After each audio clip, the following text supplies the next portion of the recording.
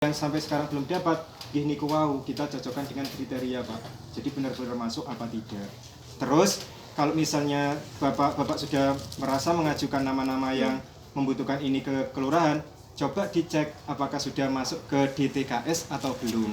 Karena pusatnya untuk memperoleh bantuan PKH, terus BST, BPNT dan yang lain sebagainya ini apa ya Pak, muaranya dari DTKS ini.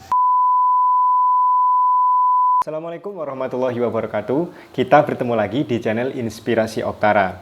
Di video awal tadi, Anda melihat bagaimana kegiatan saya untuk mensosialisasikan tentang program Keluarga Harapan. Terutama di era musim pandemi COVID ini, banyak sekali bantuan-bantuan yang diluncurkan oleh pemerintah. Ada 9 bantuan sosial yang akan diperpanjang hingga tahun 2021 seperti video saya sebelumnya. Sehingga banyak sekali warga melalui RT ataupun RW menanyakan bagaimana caranya agar warganya bisa memperoleh bantuan sosial dari pusat, terutama bantuan sosial program Keluarga Harapan dan bantuan program sembako atau bantuan pangan non-tunai.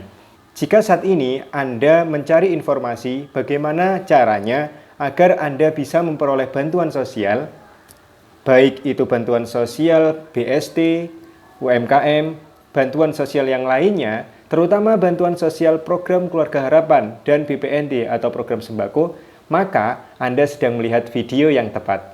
Untuk itu, saksikan video ini sampai habis. Jangan meninggalkan komentar terlebih dahulu sebelum Anda menonton habis video ini.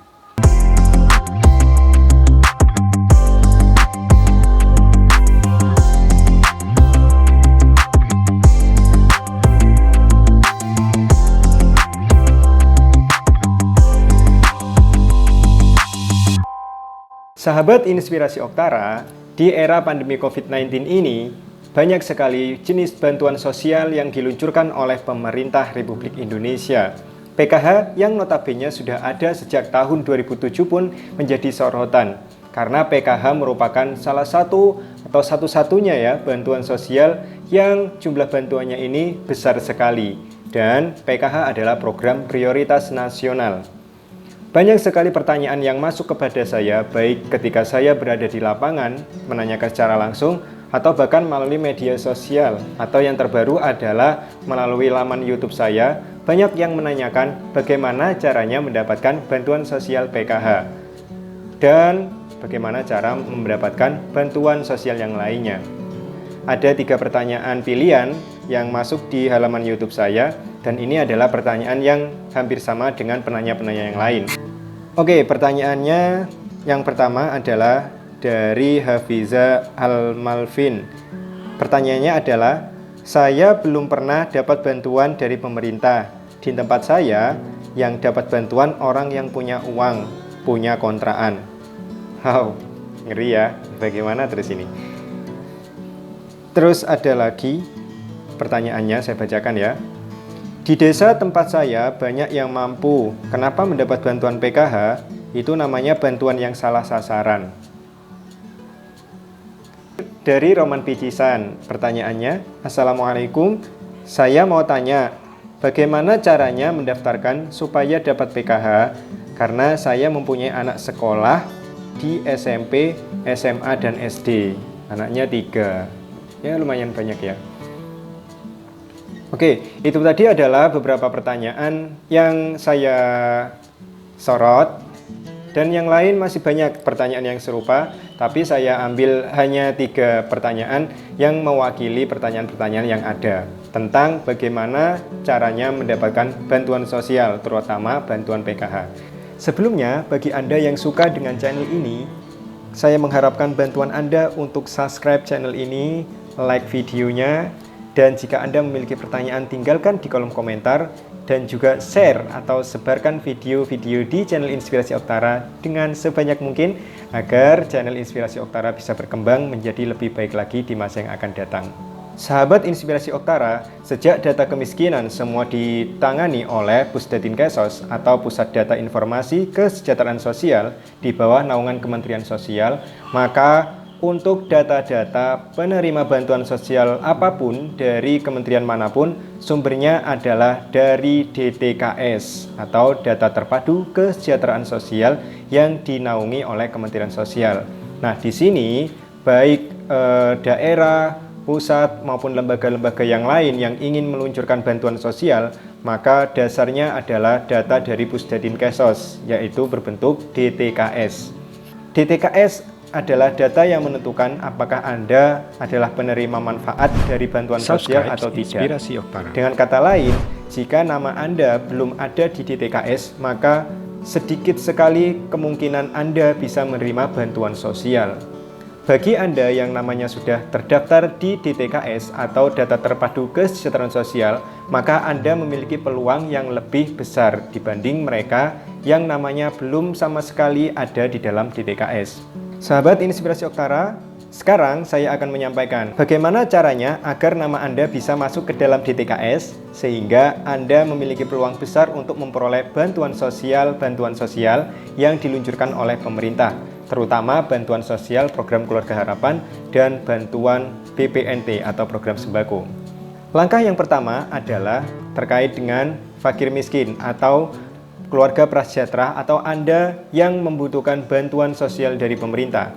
Anda secara mandiri harus datang ke kantor kelurahan atau kantor desa dengan membawa dokumen penting yang diperlukan. Pastikan ketika Anda datang ke kantor kelurahan dan kantor desa, Anda telah melengkapi dokumen-dokumen yang diperlukan. Di sana Anda akan dibimbing oleh operator data atau operator yang menangani masalah DTKS. Nah, setelah Anda menyampaikan data atau mengajukan usulan bahwa nama Anda harus dimasukkan ke DTKS, maka di sini nama Anda akan ditampung oleh desa atau kelurahan. Ketika ada jadwal untuk musrenbangdes atau musyawarah desa, musyawarah kelurahan dan yang lain sebagainya, maka di sini kepala desa atau lurah akan mempertimbangkan nama Anda, yaitu dengan mensurvei apakah Anda benar-benar layak untuk menerima bantuan dari pemerintah. Nah, setelah data Anda sudah dianggap layak untuk menerima bantuan sosial, maka pemerintah desa melalui lurah atau kepala desa akan mengajukan nama Anda kepada dinas sosial setempat melalui camat. Nah, di sini akan diadakan musyawarah rencana pembangunan kecamatan. Nah, di sana data-data yang sudah masuk di masing-masing desa atau kelurahan akan dirapatkan kembali. Setelah dianggap pasti, maka oleh kecamatan akan dikirim ke bupati. Seperti itu. Nah, ketika sudah sampai di kabupaten atau kota, maka data Anda akan diteliti ulang oleh dinas sosial yang ada. Nah, dinas sosial memiliki perangkat-perangkat yang bertugas untuk memvalidasi dan memverifikasi apakah data yang diajukan oleh desa atau kelurahan ini valid atau tidak. Kita tahu bahwa dinas sosial memiliki perangkat yang sangat mumpuni dalam hal pendataan masalah kemiskinan. Kita tahu misalnya ada pendataan penyandang masalah kesejahteraan sosial atau PMKS, dinas sosial memiliki yang namanya PSM atau pekerja sosial masyarakat. Dan juga dinas sosial memiliki petugas TKSK yang ada di kecamatan yang tujuannya untuk membantu pekerjaan dinas sosial di kabupaten atau kota. Dinas sosial juga memiliki tenaga kesejahteraan sosial atau TKS yang tujuannya adalah memverifikasi dan memvalidasi data-data usulan yang diajukan oleh desa kelurahan melalui kecamatan. Sahabat Inspirasi Oktara, setelah data-data yang dianggap valid oleh dinas sosial, maka data tersebut akan diajukan ke dinas provinsi melalui bupati yang telah disuratkan secara resmi. Ingat, setiap data yang diusulkan oleh desa atau kelurahan tidak semuanya bisa diverifikasi, karena tentu setiap dinas sosial ini memiliki dasar acuan apakah nama yang diajukan ini layak atau tidak, sesuai dengan acuan tentang kriteria kemiskinan yang sudah ditetapkan oleh undang-undang. Setelah proses validasi dan verifikasi oleh dinas sosial selesai, maka data-data yang dianggap sudah valid dan layak untuk menerima bantuan sosial akan diajukan kepada Kementerian Sosial melalui gubernur. Di sini adalah proses yang sangat menentukan.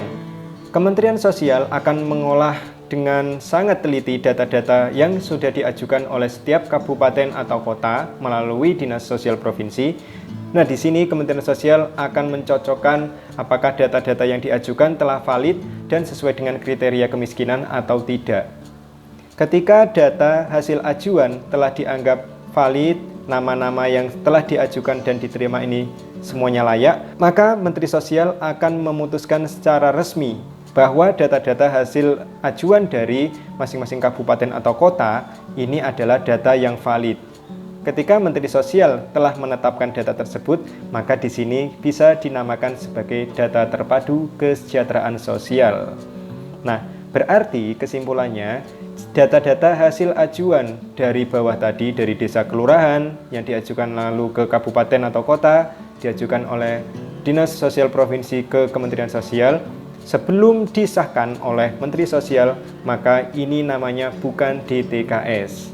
Nah, DTKS adalah data-data kemiskinan yang berhasil diajukan dan dianggap valid dan sudah ditetapkan secara resmi oleh Menteri Sosial sebagai data terpadu kesejahteraan sosial.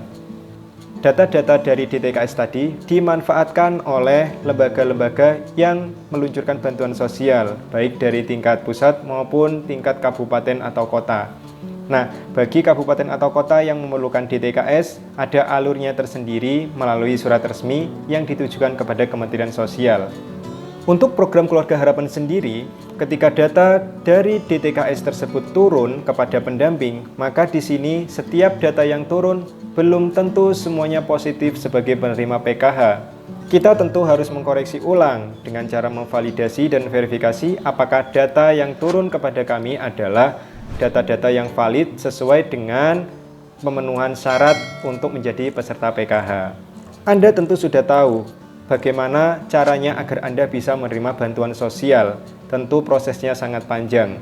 Sehingga langkah pertama yang harus Anda lakukan adalah segera daftarkan diri Anda. Silakan daftarkan nama Anda beserta keluarga Anda ke operator desa atau kelurahan agar nama tersebut direkap sehingga nanti akan diproses sesuai dengan tahapan-tahapan yang sudah saya ceritakan.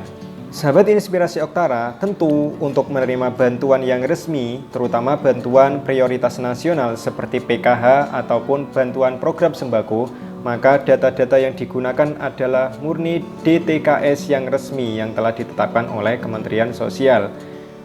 Di era pandemi ini banyak sekali bantuan bermunculan, misalnya bantuan langsung tunai yang datanya tidak langsung diambil di DTKS, melainkan diambil dari non-DTKS atau data ajuan-ajuan dari usulan RT, dari usulan kepala desa atau lurah yang didapat dari hasil musyawarah desa atau kelurahan bahwa ada masyarakatnya yang terdampak pandemi COVID-19. Tentu kita tahu tidak ada yang sempurna di dunia ini, termasuk juga dalam hal data atau data terpadu kesejahteraan sosial. Kita mengetahui bahwa kehidupan ekonomi seseorang itu akan bergerak dinamis. Misalnya ada orang yang sudah mampu, karena dampak pandemi COVID ini sebulan selanjutnya mengalami bangkrut sehingga ekonominya menjadi menurun. Begitupun seterusnya. Anda perlu memahami bahwa ekonomi seseorang ini berubah-ubah, sehingga pendamping PKH setiap waktu akan terus mengupdate datanya. Jika misalnya ada penerima PKH yang sudah dianggap layak untuk dikeluarkan atau sudah dianggap mampu, maka kami akan segera menggraduasi KPM tersebut. Jika misalnya Anda menemukan bahwa penerima PKH salah sasaran, maka yang perlu Anda lakukan adalah membantu petugas yang ada di lapangan. Dengan cara apa? Laporan dengan baik. Kami tentu berterima kasih kepada Anda yang bersedia membantu memberikan informasi terkait dengan KPM yang kami dampingi. Karena tentu sekali lagi keadaan ekonomi seseorang ini berubah-ubah. Bagi Anda yang belum pernah mendapatkan bantuan sosial, segera lakukan langkah-langkah yang sudah saya utarakan. Demikian informasi yang bisa saya berikan, semoga bermanfaat untuk Anda semua. Jika ada kata-kata saya yang kurang berkenan, saya mohon maaf. Saya akhiri, wassalamualaikum warahmatullahi wabarakatuh.